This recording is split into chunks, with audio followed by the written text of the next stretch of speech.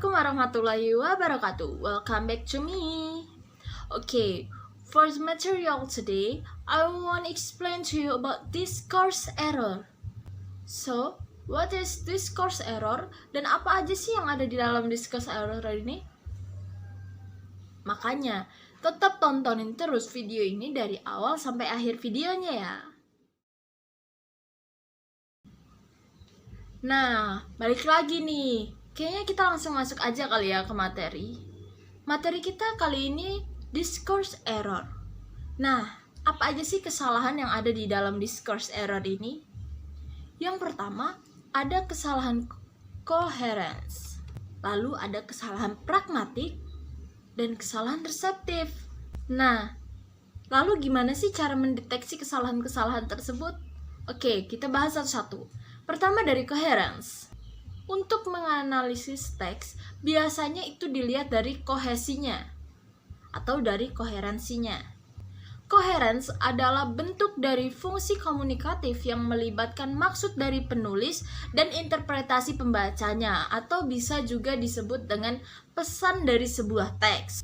Seorang ahli bernama Carroll mengatakan bahwa koherensi adalah apa yang pembaca dan pendengar lakukan terhadap teks tersebut.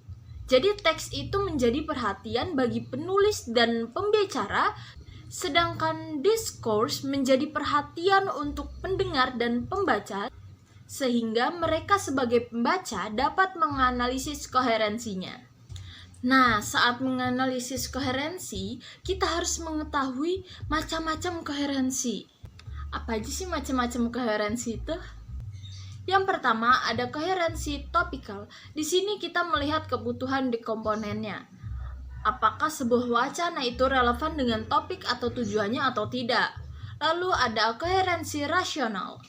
Pada koherensi rasional, kita harus memperhatikan persyaratan untuk preposisi yang dibutuhkan untuk membentuk sebuah wacana, agar isi dalam wacana itu berhubungan antara satu sama lain. Dan yang terakhir ada koherensi berurutan. Di sini kita dapat merujuk pada kebutuhan konstitutif preposisi agar dapat diatur ke dalam urutan yang efektif. Nah, kalau tadi itu udah koherensi, sekarang kita pindah ke pragmatic error. Jadi, kesalahan wacana ini melibatkan penerapan pengetahuan linguistik pada pembaca ataupun pendengar.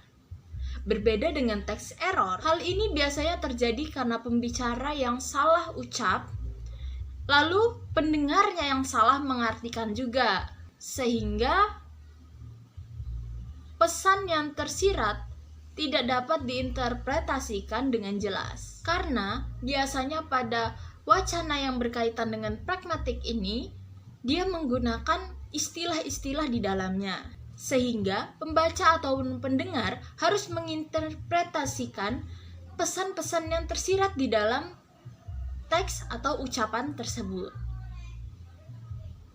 Nah, yang terakhir ada receptive error. Kesalahan ini dirasa lebih berat tanggung jawabnya karena jika salah ataupun gagal, maka akan berdampak merusak komunikasi yang ada.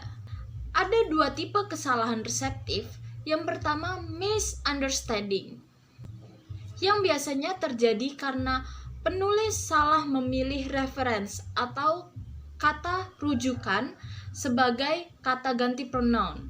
Yang kedua, ada misprocessing. Di sini, salah menginterpretasikannya biasanya terjadi karena penulis salah menekan wacana yang dimaksud dari teks. Biasanya, pada kesalahan ini diakibatkan karena suatu pesan dalam sebuah wacana tidak dituliskan atau disampaikan dengan jelas, sehingga membuat penerimanya akan mencoba membuat atau menebak-nebak apa isi pesan di dalamnya.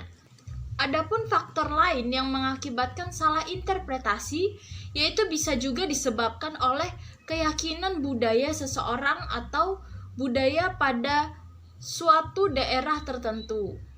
Sehingga perbedaan budaya antara penulis dan pembaca yang berbeda membuat salah satunya tidak dapat menerima ataupun menyampaikan pesan yang terkandung di dalamnya. Dan yang terakhir ada misunderstanding dan misinterpretation. Nah, kesalahan ini digunakan untuk menganalisis seberapa jauh wawasan murid untuk memproses atau mengolah suatu komunikasi. Nah, sekian materi dari saya tentang discourse error. Mohon maaf